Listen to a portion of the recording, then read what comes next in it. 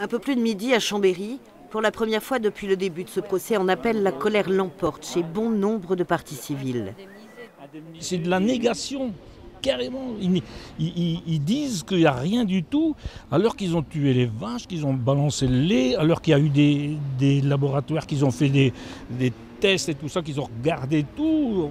C'est prouvé, cette pollution, elle est prouvée. Non, ils ont l'air de dire qu'il n'y a personne qui est responsable de ça.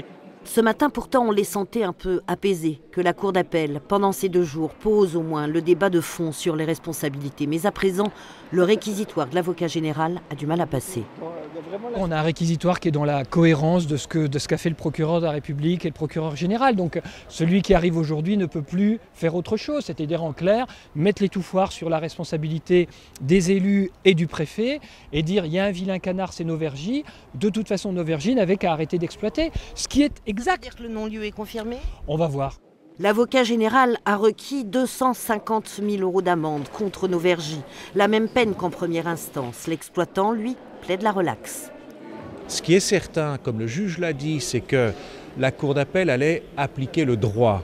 Et c'est ainsi. Le droit fait que la société Nauvergy sera relaxée parce qu'on ne peut pas lui reprocher d'avoir fait son travail. C'est au Simigeda, à la collectivité locale d'Albertville, qu'il appartenait de mettre aux normes cette usine. On retiendra aussi et surtout l'image de ces chaises vides, celle d'Albert Gibelot, l'ancien maire d'Albertville, dont le président a regretté hier à plusieurs reprises l'absence à l'audience, et sur lequel l'avocat de Pierre-Étienne Biche, le préfet de l'époque, absent lui aussi, s'est défaussé.